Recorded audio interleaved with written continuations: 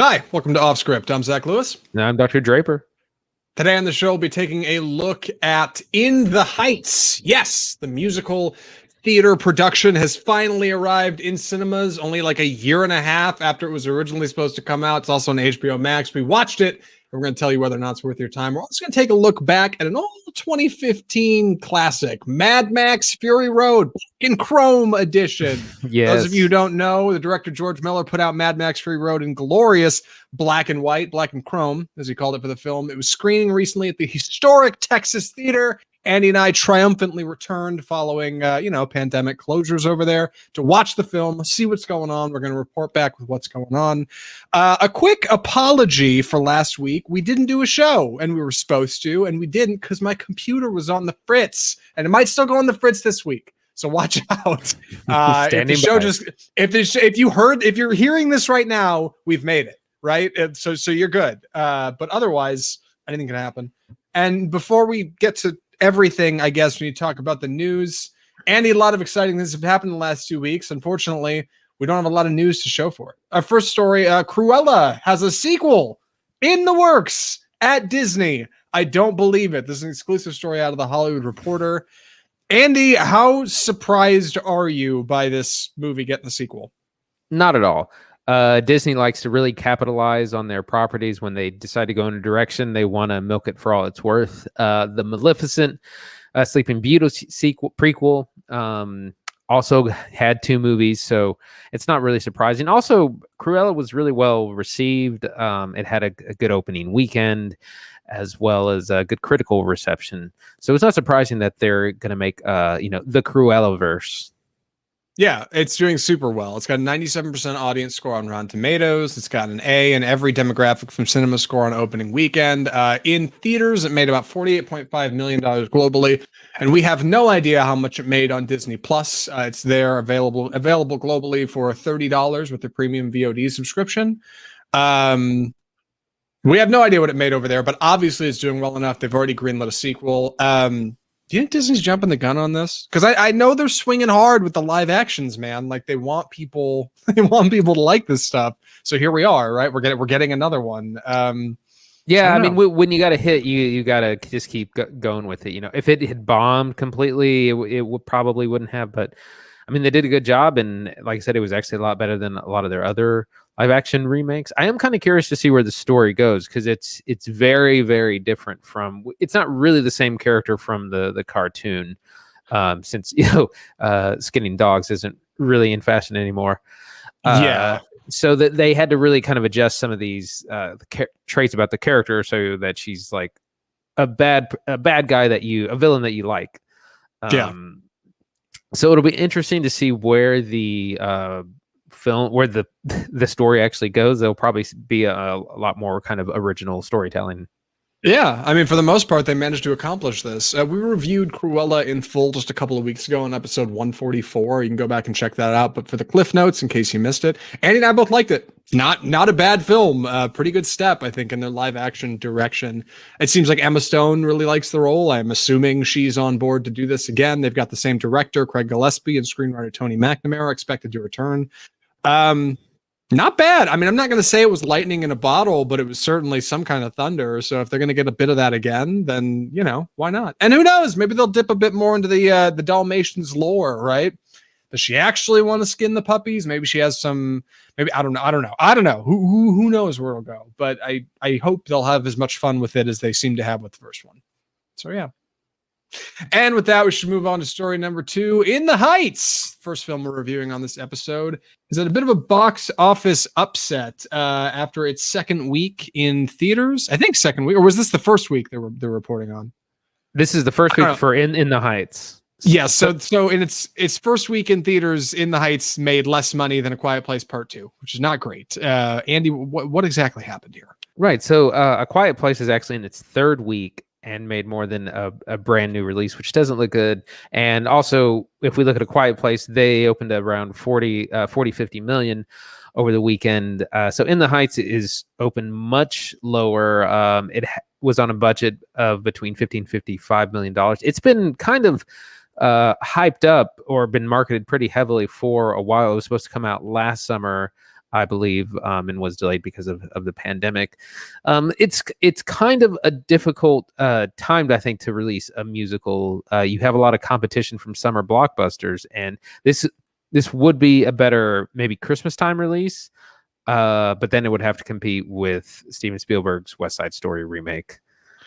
Yeah, it's in a funny position. In the Heights takes place in a summer heat wave in New York, so this being a summer movie kind of makes a lot of sense, right? It's big, it's bombastic, it's very cinematic. Director Jon M from Crazy Rich Asians returns. We'll do the full review in just a minute, but I think I get why they wanted to put it out in the summer. Like that makes sense to me, but musicals already have like a decidedly hairy reputation at the box office. You never really know where they're going to go, right? Like people will go see some and they won't go see others, and you never really know what's going to happen. Additionally, like you said, this did launch simultaneously on HBO Max. We don't have the exact numbers for how it's doing over there. So it's hard to say why exactly this did worse than A Quiet Place 2. But I don't think it's a bad thing for sure. I mean, this movie, the property itself has made a ton of money on Broadway just alone. So I think at this point, any additional income has got to be, it's got to be all good, right? Right. Well, I mean, I believe Warner Brothers owns this. So they paid a pretty penny for the rights, but so they have to make money off their investment. I'm sure Lin-Manuel Miranda's doing just fine with those royalty checks. It's also worth noting that musicals tend to succeed more on word of mouth, so they can maybe do a little bit better over a longer running period. So that might come into play, but also there's a lot of competition coming up this summer. Yeah. It's worth mentioning while we're on this subject that another movie came out just a couple of weeks ago, Sony's family-friendly animated film Peter Rabbit 2: The Runaway, which made just about $1 million under In the Heights. Similar situation. It's a family movie. We're coming out of the pandemic.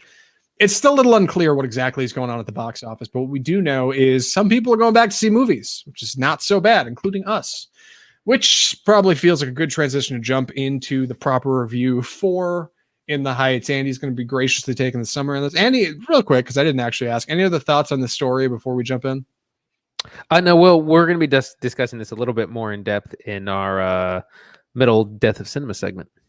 Oh, that's true. Shoot, I didn't tease that at the top. Yes, between our reviews, we'll be doing a short segment we like to call the Death of Cinema, where we talk about what is currently killing cinema, what has its foot on the neck of cinema everywhere. And this week it's all about the movie musical, baby. So we'll get into that after our review of Crazy Rich Asians. After our review of In the Heights. Sorry, Jon M directed Crazy Rich Asians and also this film. Andy, get this out of my hands. I'm fumbling the ball over here. Help, quick. All right. In the Heights. So this is the musical by Lin-Manuel Miranda, which he wrote prior to Hamilton fame, before he was a name in a household name, essentially, as directed by Jon M. that Zach mentioned earlier, director of Crazy Rich Asians, and who will be directing the upcoming adaptation of Wicked. A lot of people looking forward to. So the In the Heights is set in Washington Heights in New York City and stars Anthony Ramos as Usnavi, who's kind of from the Dominican Republic. He runs a bodega, and he has a dream. His dream is to kind of move back to the Dominican Republic. He remembers these great memories from there being a kid, and he's got his dream. And that's kind of one of the things that the musical's about, is everyone has these dreams, sueñitos, they call them little dreams. And we meet different characters throughout the block, throughout the neighborhood. One character wants to be a fashion designer. One character wants to kind of move into a better area of town. One person is having issues with immigration. And so there's a very fun cast of characters, and it's a musical. So we get singing and dancing and big numbers. We get unique storytelling, and we get to learn all about what the Heights are about. We get to meet and know a lot of different characters, and like I said, lots of things for musical. It's a little bit complicated, and I don't want to get into the weeds too much more, but that's kind of where we start. So Zach, what did you think? So I just kind of a basic background on property here. I've seen one other Lin-Manuel Miranda production, which is Hamilton. and that was the theatrical production as presented on Disney Plus. This is a different beast. This is in the Heights. You've seen Moana. Oh God, you're right. That's okay. Mary Poppins Returns. Songs. He did also write the songs for that. Okay, you're right. I've seen much more Lin-Manuel Miranda than I had previously anticipated. He's a great lyricist. So he wrote In the Heights before Hamilton, and this was a Broadway production that kind of took off before he really made his bones with what everybody knows him to be for now, Hamilton. Definitely a passion project of his. Watching this film, I didn't really know what to expect. I knew it was very cultural. I knew it was going to be set in New York, and I was very, very interested to see what director Jon M would do with it. I actually enjoyed the production of this film a whole lot. I like the way it's directed. I like the way it's shot. I like the acting. I like I like a lot about it. I like the cinematography, the colors, the creativity. Honestly, I think my least favorite part of this was the actual music, which is weird to say, but like, sometimes you got a musical that doesn't quite, sometimes the song, I can't hum a single song from this movie, not any of them. I think maybe I could have closer to after I watched it, whereas Hamilton, there were like 2 or 3 tracks that stuck in my head. That's really it. I think structurally, I would have enjoyed this more as a live action production or as its own kind of dedicated film. This hybrid they've got here is really good, but it's not great for me. So I there's a ton I like about it though. Let's jump into it. It's some good stuff. In the Heights isn't so bad. Andy, where do you want to get started? Well, let's get into the plot a little bit more. So there's a big kind of cast of characters that I said all are trying to they're struggling with different things. They all have dreams. One is Vanessa, played by Melissa Barrera, she's a stylist and she dreams of being a fashion designer, but it's expensive to live uptown where she kind of needs to be, and so that's kind of her thing. And her and Usnavi have a little bit of a will they won't they relationship. We have Corey Hawkins plays Benny, who's he's kind of one of the best friends of Usnavi, and he runs a taxi service, and he works for Jimmy Smits's character, who's kind of the business area of the area. One of my favorite characters is Sonny, played by Gregory Diaz IV, who's kind of just a teenager, and he works in the bodega as well. And he's got a lot of energy, a lot of just spunk, but he's also struggling with immigration issues. There's a lot of people. I don't want to go through everyone's storyline, but there's a lot going on, a lot to keep up with. But it gives us a big cast of characters, and one of the things this movie does really well is excellent representation. Everyone is Hispanic, Latino, Afro-Latino, Black. It's probably one of the most diverse films I've ever seen, and there's older characters as well. It's not just all young people.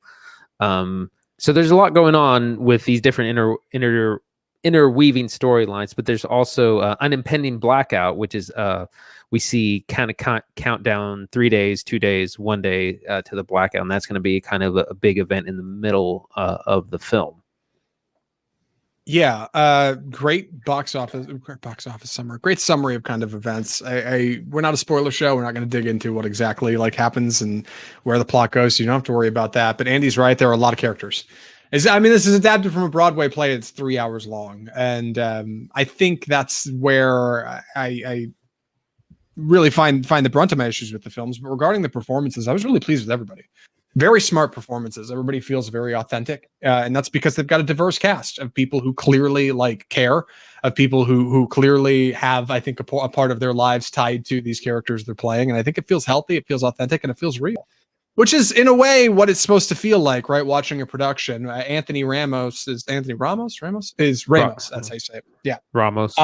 He's tremendous in Hamilton, but he's just a side character. Here, he's center stage. And while he's still a little, I feel like, meek visually, he's still kind of finding his acting chops. The singing is great, and that goes for everybody in here. I saw people I didn't even really know could sing taking part in this movie. Jimmy Smits, obviously, is prevalent in this film. I didn't know he could sing. It turns out, fun bit of trivia, Jimmy Smits is a huge fan of In the Heights. Apparently, when it was trying to kind of break into Broadway, he was telling people about it and marketing it internally throughout Hollywood, and all he wanted for it was free tickets every once in a while because he liked the show so much. Right. Stephanie Beatriz from Brooklyn Nine-Nine is a character in this film. I had no idea she could sing. She is very good as a side character. And there's a lot of individuals who really bring some star power and some punch. And they're mostly younger folks. They're mostly people who are aspiring to larger things in their career. I think it's really cool to be a part of this film. I hope it's one we can look back on later and be like, man, there were so many stars who hadn't really become something yet, you know? Yeah, and overall, I liked this a lot more than I liked Hamilton, and it's a little bit apples to oranges because the Hamilton, it was a filming of the stage play. It wasn't like an adaptation, but I enjoyed the characters more. I enjoyed the music and the story more, and I was really into this so much more than I was the Hamilton production that we watched last summer. You're for sure right. It's apples and oranges. Hamilton has to hold up the historical end of things, right? It has to tell things at least on some kind of factual basis. This is based on realistic fiction. It's based on Lin-Manuel's kind of impressions of living in the Heights and struggling to kind of make it work. So it's got a little bit more freedom to move creatively, I think. It doesn't have to kind of follow these rigid guidelines that have already been set down. And additionally, you're right, like Hamilton was just a filmed version of the Broadway play. They just set up a bunch of cameras over like 3 performances and a stage rehearsal, filmed it all and cut it all together, and there you go. This is a full-on cinematic production. We have sets and sound stages and on-location shooting. Like this is filmed it felt like mostly in Washington Heights. Director Jon M brings a very cinematic eye to what we're doing here. Totally different beast. And I think out of the two, I couldn't help but feel like what I wanted out of Hamilton was this. I wanted this delivery, but of Hamilton, right? I didn't want the stage play version. And so watching this, I felt that a lot. I was like, man, Hamilton would have been a stronger film had it been done like this. And the director, Jon M is just on it. Like he's been doing musical work in cinematic production since 2011. And it shows. I mean, he's worked with Justin Bieber. He's worked with all kinds of cool brands, and he clearly cares. I mean, down to like the editing on the beats and the creative shots, like, and it is a wash with creativity that was not in the original musical. That's what's so stunning about it. Like, it's really this hybrid model of two creators coming together to make something really fantastic. Right, and this is what I think I said this last summer, is like when they do this with Hamilton, when they make a proper film adaptation, that'll be something that I'm excited about. But until then, In the Heights is really good. I wanted to talk about what some of the big production numbers. We have a couple of large set pieces. One in the streets of Washington Heights. There's one in a big public pool, and then there's kind of a nightclub dance sequence. These are fantastic set pieces involving a ton of extras, lots of choreography and dancing and effects, and it's the stuff that you go to musicals for. Done really well on screen. Yeah, each number has its own visual identity, which is really important. Like, it would be easy, I think, for everything to feel a little bit like the old version of West Side Story, where it all just kind of takes place in the streetish, and there's like brick walls, and like it all starts to blend together visually in your head. In the Heights doesn't do that. Everything feels very distinct. Every song is telling a story as Lin wrote it. He's a great lyricist that way. Everything is kind of moving the plot along, but additionally, like visually, we kind of get a feel for what it's like to live in the Heights through these very sincere songs. I mean, our opening number, Usnavi is explaining who he is, his store, in what Washington Heights is, and as we're listening to the song and him singing in his store, we're also getting like these flashes in time, and we get looks at other families who live in the Heights, other apartments that are just like Usnavi's. Like, we get a really good sense of setting and growth, which is something of recent watch. Zack Snyder's Army of the Dead did very poorly. It's supposed to take place in Las Vegas, and we never actually get any of Las Vegas. Here, most of this film, pretty sure, was shot on a soundstage, but it feels like you're in a place, like you're just inundated with the setting. And that's one song. Our song at the pool, $96,000, 96,000, I think is the name of it. That's a public, like, community pool where like multiple cast members are engaging with each other in different ways. We have what appeared to be hundreds of extras, all choreographed and dancing and moving accordingly, we're getting crane shots like over the pool. We're getting underwater shots in the, I mean, all kinds of stuff. We get shots with like creative CGI overlays. We get one take numbers. There's a great number at the end that's all one take shot in an apartment, and it's wonderfully choreographed between two individuals who are longing for one another. Really, really, really creative visual flair here in each of these numbers. It's something I couldn't look away from the screen. I was glued to it. Where I start to kind of have my issues with the movie, it's in the music. Every musical number is like 7+ minutes. They are long. And a lot of it does the thing everybody criticized Tom Tykwer for when he remade Les Miserables. A lot of it is talk singing. Like you're talking to each other, but it kind of counts as singing because it's between, and like there's a bit of flair to it, and it's kind of between songs, and it doesn't happen all the time. But a lot of you'll know if you saw Hamilton, a lot of these numbers, they're like long tracks, and bits of it to kind of bridge between sweeps of music are kind of talking, singing. And the movie already is long. It's 2 hours, 22 minutes. Between a long film and a lot of characters and a lot of visual flair and really long music numbers, it just starts to feel like a bit of an endurance race. Just long. Like I told Christine when we were watching, I was like, if this was live, I would appreciate the intermission because it would give me a minute to get up and stretch my legs. Like, okay, I can kind of figure out, where I'm at. But watching the movie, obviously, you don't really have that luxury unless you watch at home.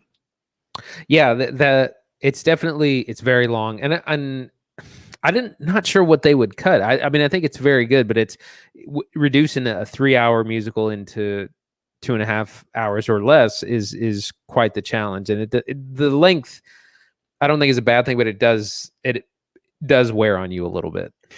Yeah, I think where they need to make trims, if they made them, is additional, like you could cut a couple minutes out of certain songs for sure. And additionally, you could just remove the time you spend on certain characters. I mean, at about the hour mark, I started to tune out, and I watched this at home. That's worth mentioning. I 100% think this would be better in a theater because it's very cinematic. I watched at home, and I was like, I should have watched this in a theater. It would have been better. So worth mentioning. But about an hour, I was starting to tune out, and I was talking to Christine. She was watching it with me, and she said, "There's just too many characters." And everyone is supposed to be important because it's an adaptation of a Broadway play. And they cut stuff out. Like you can look at the IMDb trivia. There are characters and songs that are not present in this film. Like they already did a lot of that homework. It just, I don't know. Something about it just comes off feeling very long. And I can't place where that is, but maybe that's just my initial expectations. Might be worth a rewatch. Yeah, and that's probably my only criticism of it is that it is very long, and if you're not into movie musicals, it's going to be a struggle, I think, to be that long. Again, I'm not sure what the answer is. You can only cut so much, and then short of doing an intermission, which wouldn't be a bad idea, I don't think. Yeah, honestly, like I don't think that would hurt it. But I know intermissions are taboo in cinema, right? You never want to give the audience a reason to get up and walk out. I do want to talk about kind of the importance of like culture in this film. Much of this movie, I say much, probably about, if you had to put a percentage, Andy, on the number of lyrics in this film that aren't in English, what would you say? 10%? Like 8%? Yeah. Just a bit of it. Yeah. There's a lot of, well, go ahead. Yeah, there a lot of this is in Spanish. Some of it is subtitled. Some of it is not subtitled because you can kind of assess what's happening without the subtitles. But yeah, I mean again, it's a celebration of like Hispanic Latino culture, and so and again in the music, in the people, in the fashion, and and in the language. Yeah, and that was something that towards the end of the movie I started to notice more. Once it kind of got started, I didn't mind, and there were only 2 times I had to ask my wife, "Hey, what does that mean in Spanish?" Because I don't know, and they haven't explained it. But it worked out. They're both terms that are explained in the film. I was just an idiot, wasn't paying attention. So that's a small heads up. I think if you're watching a musical, you're going to be already pretty tolerant to delivering information via song. So you're probably not going to care that maybe there's a couple words you may not know right off the bat, but just a heads up, you might find yourself going, okay, wait a second. They said this earlier. What does sueñedo mean? Right. Like, it'll come around. It's all in the film. It's self-contained that way. Just a heads up at the door. You might hear some things you don't get at first, but it'll come around. So yeah, you're not supposed to worry about it. As far as the music goes, I did want to bring that back around again. I think Manuel Miranda is a really good lyricist. That's where I'm at. Andy, any hot takes on kind of the presentation of that? He definitely has a style. There were a couple of songs I didn't really like because I was like, this sounds just like Hamilton. Like it doesn't sound like a different musical. Yeah. And that's a lot of his. I mean, because he uses a lot of rap, which is kind of just when he's like you were saying, when he's just like characters are talking to each other, they're going from scene to scene. It's just kind of a rap a lot of times. So, but the thing is, it sounds almost identical to the way a lot of Hamilton things sound. So that's more just, I guess, a stylistic thing. But I did definitely think like I could easily confuse the two musicals at certain points. Yes, like there is a clever two actually that I found clever Hamilton nods in the music in this film. So in one track, the nightclub track, there's a whole like riff on the horns that's just like a beat for beat redo of a Hamilton melody, like just, you know, which is fine. Composers do that all the time. John Williams does that all the time. Like he'll just reuse a chunk of a melody somewhere else in a different kind of composition. But overall, I liked it a lot. I think somehow I came off feeling similarly as I did to Hamilton. I didn't really know what to expect, and I liked what I saw, but it's long. It's a Broadway musical, man. Like that's what you're signing up for. It's a different kind of beast, and I'm not familiar with movies like this, so it's a cool opportunity on this show to watch something new and different, and learn a little bit more about the world. So, any other thoughts for recommendations? I feel like we kind of brushed over this one, but I mean, we put in the time. We're coming up on a 20-minute review here. Yeah, I'm ready. Andy, would you recommend In the Heights? Yeah, I would. I think it's an excellent musical, a good, fun adaptation. Definitely musical. If you're not a fan of musicals, then there's not going to be any musical that you're going to like. But I did think it was really good. It is really long. Definitely go see it in the theater, though. You'll appreciate it a lot more if you see it there than sitting on your couch. Yeah, I think I agree. I was not super into it personally, but it's a really strong movie, and I really like the direction. I like I said at the top, I like the acting. I like the characters. I think the only thing I didn't like was a lot of the music. So, your mileage may vary. If you're a musical fan, I think you're gonna like this a lot. If you're like an iffy musical fan, know that it is a different kind of musical. You're not signing up for, Sweeney Todd here. This is like an adaptation of a full Broadway production, and you need to invest the time and the energy to go in and see it. If this is a musical, it's the epic of musicals. It's big, it's epic. So don't do what I did and just think it's going to be like a chill, fun 90-minute romp, and you'll probably have a good time. You probably like it a lot. So yeah.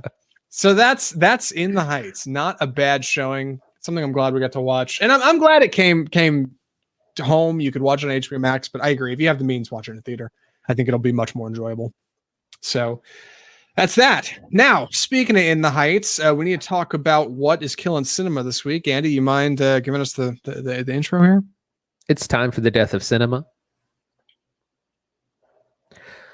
So we're going to be talking about In the Heights a little bit more, and we're going to be kind of looking at this article that just came out today in the Hollywood Reporter called "Box Office Discord: Will the Musical Bounce Back?" And the reason this is a little bit worrisome is that In the Heights is a new film, and it did very poorly in the box office on opening. It lost to a film that's been out for 3 weeks, which is A Quiet Place 2. It's not a good look. It was very expensive to make. It was $60 million. It's only made 10 million, or just a little over 10 million in its opening weekend. So we're going to be kind of looking at what the causes are, what's that look like, and what that kind of means for the future. So Zach, what are some of your initial impressions here? So I'm despite my previous review that I think will make it sound like I'm lukewarm on musicals, I actually like musicals a lot. I really do. I like the format. I think being able to kind of move your plot along and entertain your audience with like whimsical numbers and song and dance is difficult, and it harkens back to an older kind of cinema that I've always really respected. Think Fred Astaire and Frank Sinatra, that kind of stuff, right? Rat Pack stuff. But to talk about the musical coming back is exciting, because I don't think it ever really needed to go anywhere. I think American audiences got bored, right? I think the people who go watch Fast and Furious and Transformers are like yawn at this stuff. But like I really do think there's a bit of a hidden art to it. It's not easy to do, to kind of captivate your audience with this kind of song and dance stuff. You can look back at musicals as recently as like La La Land, which nearly won Best Picture. It won Best Picture for like 45 seconds before it got ripped away to give it to Moonlight. But the musical never really went anywhere. It just kind of got quiet for a while. So In the Heights coming out is good. It's exciting. It's exciting for diversity. It's exciting for inclusion cinema. But additionally, Spielberg is working on West Side Story, which is going to be coming out not too far after. I actually have a bit of trivia about West Side Story, if you'd like to hear it, Andy. Sure. Maybe at the end of this bit. Okay.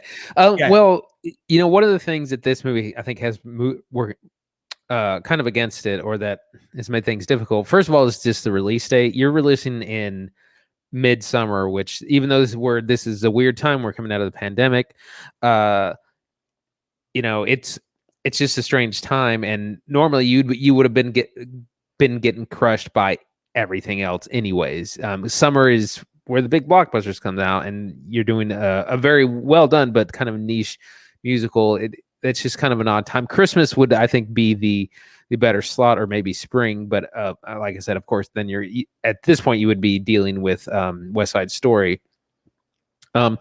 Also, musicals tend to just take some time to kind of get going. This article does mention, like you said, La La Land, and also The Greatest Showman, which we haven't seen, and I really have no desire to see, but it was a massive hit. But it started with a really weak, like $8-9 million opening, and then just took off over the next 2 months over kind of the winter season, and now is, I think, one of the best, if not the best selling soundtrack of all time. So musicals just work a little bit different at the box office. They take some time to get going. The other thing that's different from this is that we have hybrid release on HBO Max, and so that's taken some numbers from the box office, although I doubt it would make up for 30-40 million. Yeah. I mean, musicals are just a funny thing. This article points out several years ago, The Greatest Showman came out, right, starring Hugh Jackman, and that came out just before Christmas and made like $8 million opening week, like tanked, terrible. But then something happened right around the holiday, and come January and February, it took off and it lit up like a spark. And by the end of February, that movie had made like just under $200 million globally, like huge. It just took time. It took time to get there. Meanwhile, Cats came out, also directed by no, it's Tom Hooper. I'm sorry, not Tom Tykwer. Tom Hooper's Cats comes out, and that did terribly and made $6 million. And everybody was like, "This is the worst. Nobody go see this." Mamma Mia got multiple films, right? Pitch Perfect got multiple films. Like, it's hard to say like what exactly is going to happen. I think it's worth mentioning, like, putting your musical directly to HBO Max offers some discoverability. There's a lot of potential for people on the internet to kind of stumble into it and find it.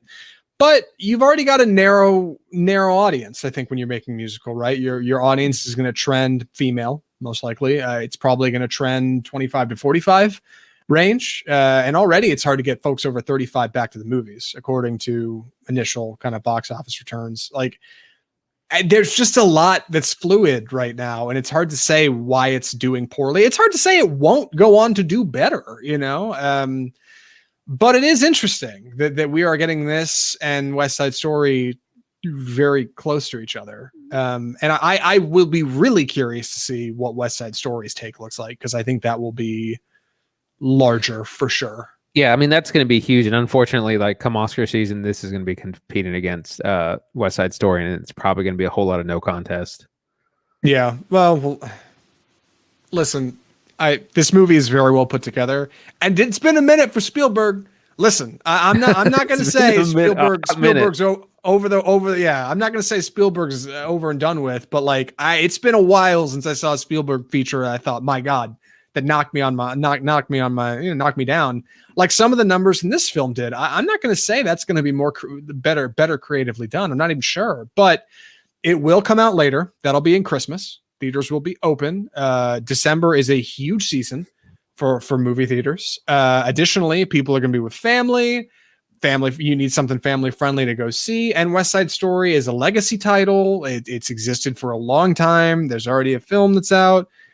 It's got Spielberg behind it. Like, it's got brand recognition. Yes, it seems a whole lot like that movie's going to do better than this one. And again, it's hard to say that's because one musical is better than another.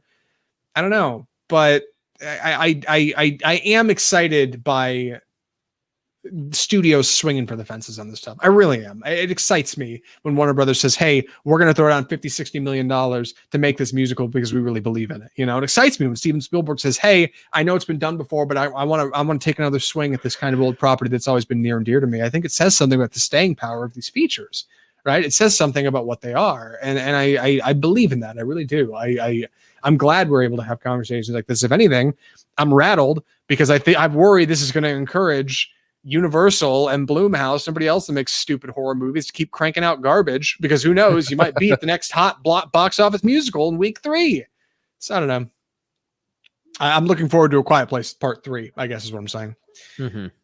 I got that bit of trivia for you if you're ready. I forgot to mention this. I am, yeah. So I didn't know this. In the Heights and West Side Stories were both filming in the same part of town in New York. They were both filmed simultaneously.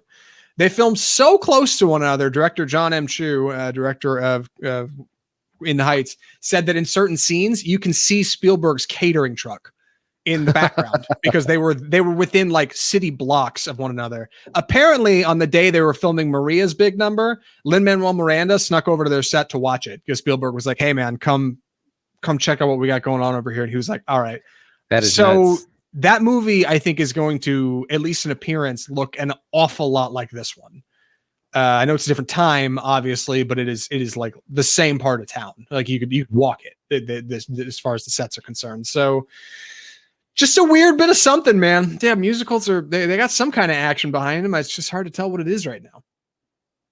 Yeah, the musical isn't going away. People always say the revival of the musical. The musical is a little bit like the Western. It's never gone away. We just kind of make fewer of them. But there's several come out every year. This will, even if this ends up not being great financially for Warner Brothers, there will be more musicals. Like we said, West Side Story is coming out, Wicked in the future. The inevitable Hamilton film adaptation, which I'm looking forward to. I don't know why they haven't done that. Maybe they're milking all the Broadway shows first. I think they want to see what this is going to do, and they're going to get a feel for it there. But it's apples and oranges. Like this In the Heights has never made the money Hamilton has made ever at the box office or just on streaming services. I mean, this article points out like Hamilton killed it when it launched on Disney Plus. Oh my God. It was all people were watching. Like for a week, that was like the number one streamed piece of media. Whereas In the Heights comes out and it's behind Mortal Kombat this week. Now, given Mortal Kombat is available now that you can watch it without HBO, but I mean, it's just people are dumb, Andy. I think that's the long and short of it. People are dumb. And they don't appreciate fine cinema. People have different tastes. Yes. They have different tastes for sure. Speaking of different tastes, we should jump into our final review of the episode. I have the very easy job of giving you the summary on this one. The movie is Mad Max Fury Road Black and Chrome Edition. So, the Texas Theater is back open. The historic Texas Theater in Dallas. If you haven't had the means, I would very much encourage you to go grab a seat and see what they're doing. They previously had one screen. Now they kind of have two. One's under construction, but one and a half screens. 1.5. It's the theater where they found Lee Harvey Oswald after he shot JFK. The very same. And it is a super cool place to go hang out and see a movie. I know it sounds lame. I promise it isn't. And we were very excited just at the tail end of episode 144 last week. If you were listening, you heard it 2 weeks ago. Andy recalled that they were showing Mad Max at the Texas Theater and that they had one screening for the Black and Chrome edition. Now, if you saw Mad Max Fury Road in 2015, or you listened to our review way back in like episode 13 or whenever we talked about it, you remember that Andy and I are both big fans of this show, big fans of Mad Max. Additionally, if you heard our top 10 of the decade, Mad Max Fury Road made that list as well. It's a tremendous film about a young woman who's rebelling against a tyrannical ruler in search for her homeland. She's aided by a group of female prisoners, a couple of crazy people, and a drifter named Max in a barren wasteland following the fall of the world to what we assume is nuclear fallout. I really don't even know. That's the world of Mad Max. It is a wonderful feature, and the black and chrome edition is the entire film just in black and white. I know that might sound lame. Some of you might be out there thinking, why would you care to watch that movie in black and white? We've got the answers, and I'm excited to talk about it. Andy, what did you think of Mad Max Black and Chrome edition? It was absolutely glorious. I loved every minute of it. I've seen this before. I rented it. It's available to rent, the black and chrome edition.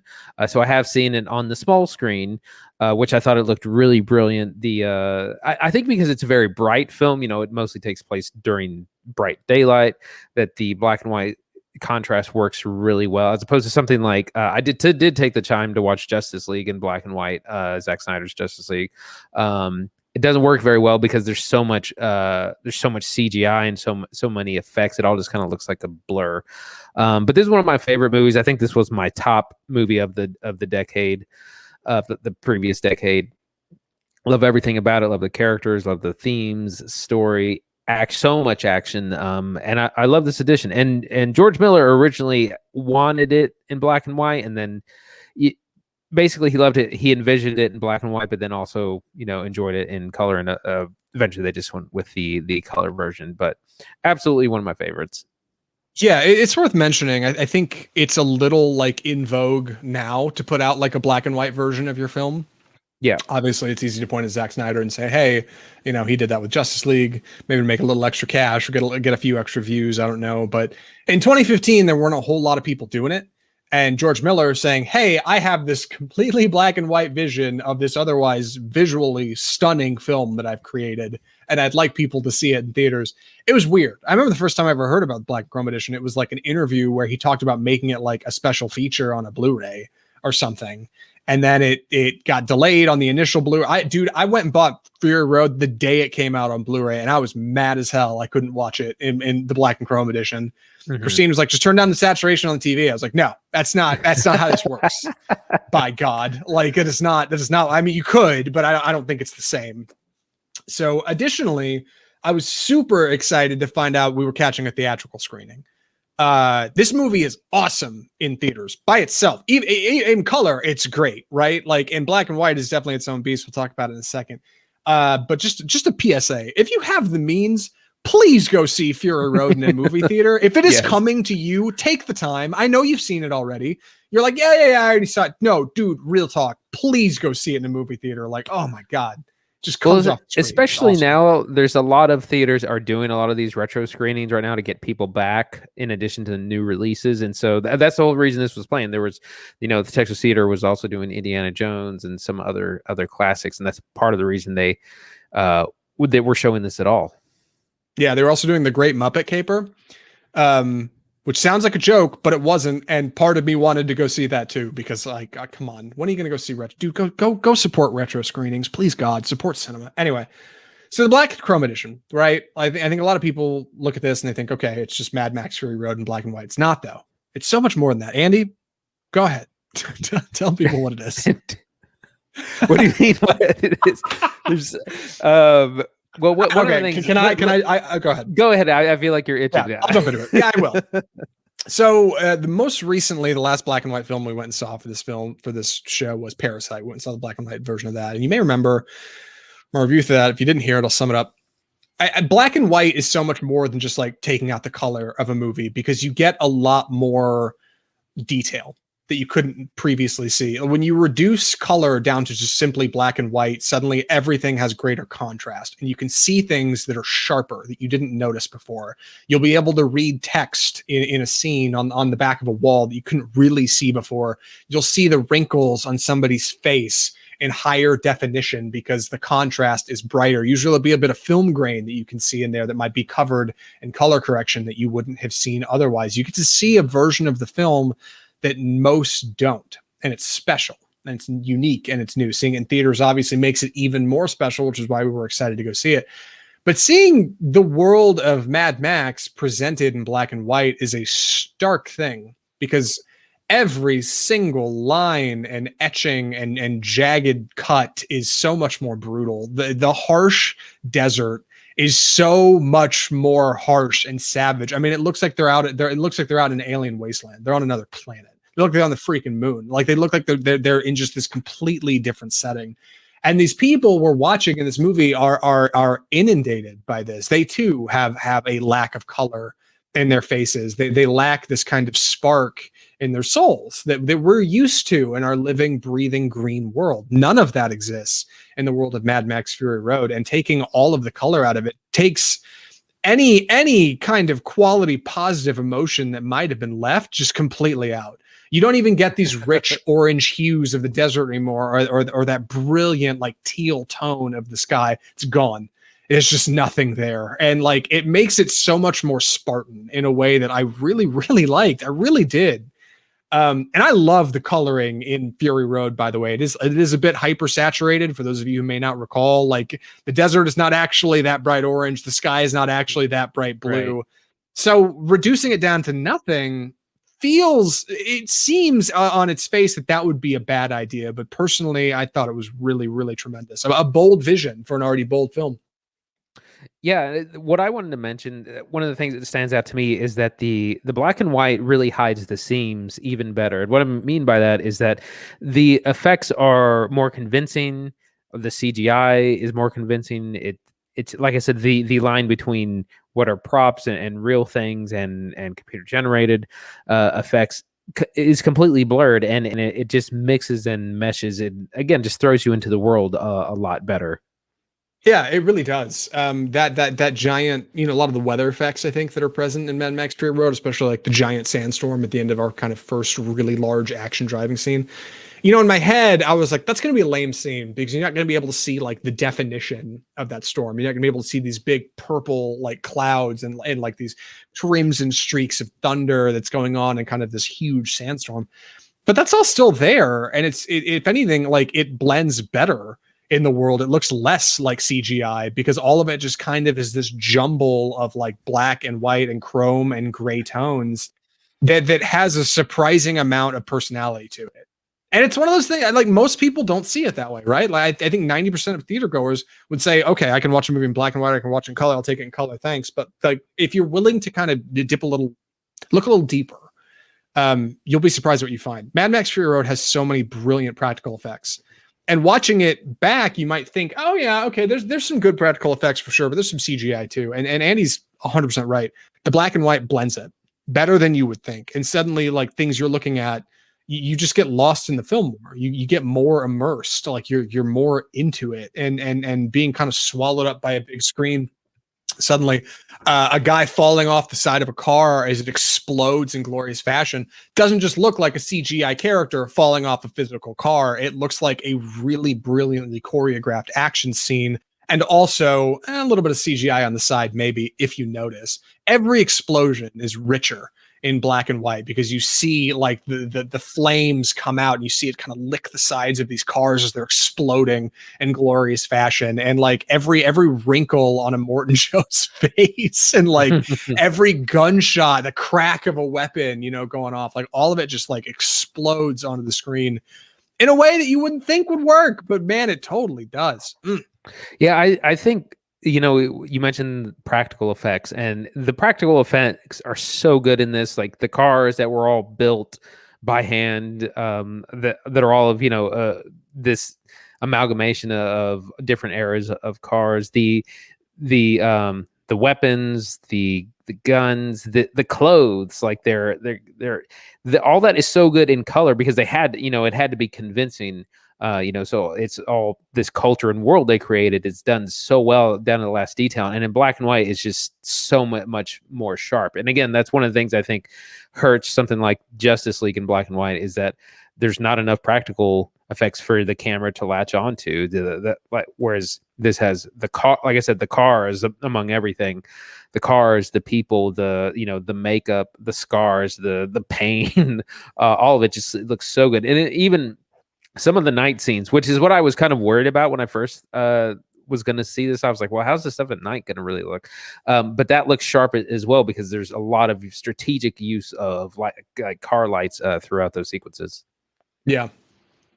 Something that Andy pointed out as we finished the film, when we were kind of walking down the street back to our cars, I didn't recall how distinct visually each kind of faction of people are in this movie. You've got kind of our initial group, right? You've got a Morton Joe and the War Boys, and they kind of look like skeletons running around screen, which by the way, in black and white, much more gaunt. Like, they don't just look like people who are wearing paint. They look like otherworldly beings. Like, they're these weird, like, bald dudes that are skinny and gaunt. And I mean, the way they look in black and white is probably the way they were trying to get them to look in color. Right. Like, I mean, they're like walking ghosts, black and white. Yeah. Like, very, awaited in Valhalla kind of thing. Additionally, like, we get the kind of people around the Bullet Lord who are wearing like these very gun heavy, lots of ammo. We get the what's his name? The guy who counts the cost. I don't remember all the people. I can never remember him. He's like the accountant or whatever. Yeah. Yeah, and his guys are all wearing like rubber gimp suits. And then as you get out into like the wilds, like up into the mountains, you get guys wearing like these sand things, and all their cars have like spikes sticking out the side. Like, and I kind of forgotten like how distinct the different kind of roaming groups are of nomads in Fury Road, but it pops for sure in the color, because you're looking at the detail, you're looking for it. You're going to see stuff you hadn't noticed before. Mm-hmm. The people eater is who that is, the accountant. That's the one. The people eater. That's why I don't remember. Cost, right? Yeah, that's why I don't remember his name. Sorry, go ahead. No, that's about it. I'm not gonna say I'm running out of steam a little here, but what else do you want to talk about? I mean, other than it was great to be in a theater. It was great to see this on screen again, and it's just a fantastic movie. It's really a new classic, and I love it every time I see it. I notice new things. The thing I saw in this, and I don't know how I haven't noticed this before in the the 100 times I've already seen it, is the war rig gets a bunch of the blades stuck in it, and they're stuck in it the whole rest of the movie. And I just had never, it's one of these small details that I hadn't noticed until this watch, because in the first kind of battle, they have all these cars shoving razor blades like in the sides, attacking it, and they get stuck, and they're just there the whole scene. And it's just like, it's a little detail that I'd completely missed, but has been there the whole time. Yeah. You're right. I didn't notice that really until you pointed it out, and then I thought back. I was like, oh God, you're right. Yeah, like the war grid gets progressively more worse, hairy, as the film goes on, which makes sense. No, I closing thoughts, man. I just think the world of this movie, and I think if you have the means, you should go see it in a theater, and if you have the means to see it in black and white, you should. Now, the big question, Andy, should people go see this in a theater in black and white or in color if they have the option? I mean, is it their first showing? If you haven't seen this before, probably good to see it in color, just the way it's theatrical release, and then see what these alternate editions. And that's what's great about cinema. I love when someone does something new and different, and has, like, whether it's a director's cut, or I mean, like we saw with the Snyder cut, or a black and white version that we've seen with Parasite, and this, and also which I haven't done this one yet, Logan Noir, which is the Wolverine movie Logan in black and white, which I could rent it. I just haven't yet. I would love to see that in theater again, but I always love seeing kind of alternative cuts or versions of great films. Yeah, I'd love to see Logan Noir as well. We'll keep doing it on this show. Like, if we have the means, we'll go see the black and white version of like a really great production. Doesn't always happen, but if you've never seen Fury Road in a theater, go see it in color in a theater. And if you have seen it in a theater before and you like the film a lot and you have the means, you should totally see it in black and white if you have the means. Like, it's really cool. I really enjoy it. One more thing I want to touch on before we get to recommendations regarding our wonderful Texas theater, which I'm a big fan of ever since Andy introduced it to me just a couple of years ago. Andy, we didn't get to see that second screen.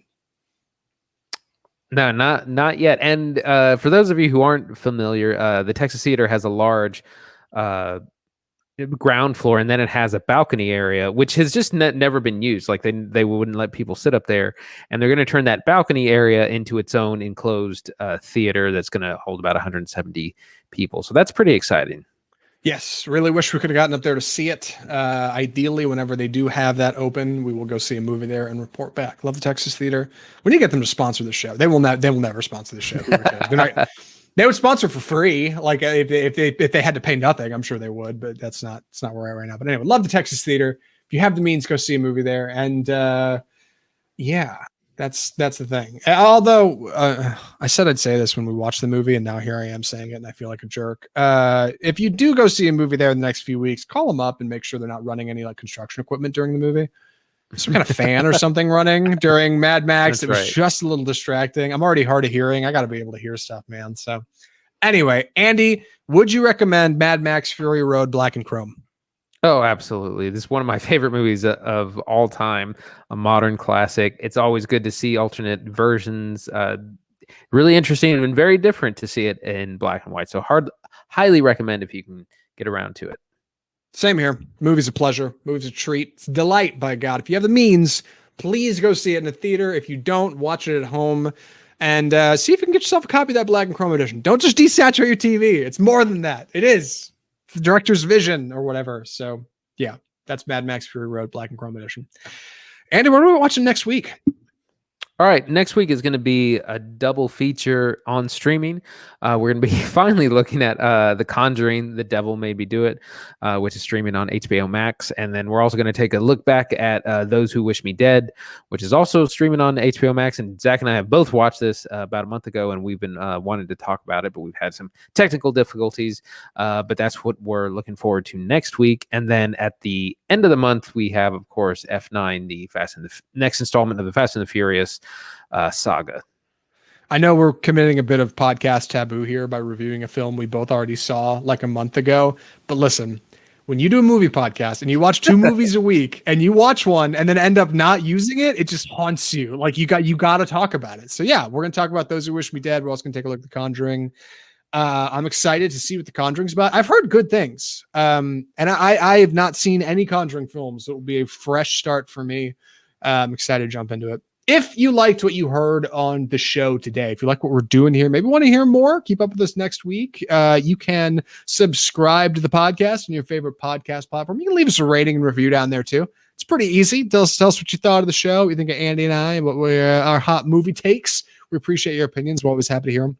You can follow us on Facebook, where we live stream the show via video and audio every Tuesday afternoon, right around 5 p.m. CST. You can follow us on Twitter, we're on Instagram, we're on YouTube, where our archived shows go up as well, same day. And you can follow us in all those places. If there's anything you could do to help us out, though, is there anything you do to maybe float your off-script boys a little hand in these trying times, just subscribe to the show. Really, that's it. It's the first thing at the top, and that helps us the most. Just subscribe so you can get new episodes of Off Scripts delivered straight to your phone every single Tuesday. Movies are expensive. Podcasts are cheap. Continue listening to Off Script. And, oh, my God, correspondence. I didn't even tell you. If you want to write into the show, you can write us. You can tell us what you think of the movies. We'll read it on the air, assuming there's no harsh language or, direct insults. You can write us at mail@offscriptfilmreview.com. And, of course, you can find more information about all of this at offscriptfilmreview.com, the home of bold cinema. With that being said, I think that wraps the week. Episode 145 down, Andy. Coming up on 150. I know. So quick. I don't know why, of all things, I'm more excited when I think of episode 150. I'm more excited by the idea of having reviewed 300 films than I am about episode 150. I think it's just a bigger number, but I don't know, 300 movies. I mean, it's over 300 because some of these.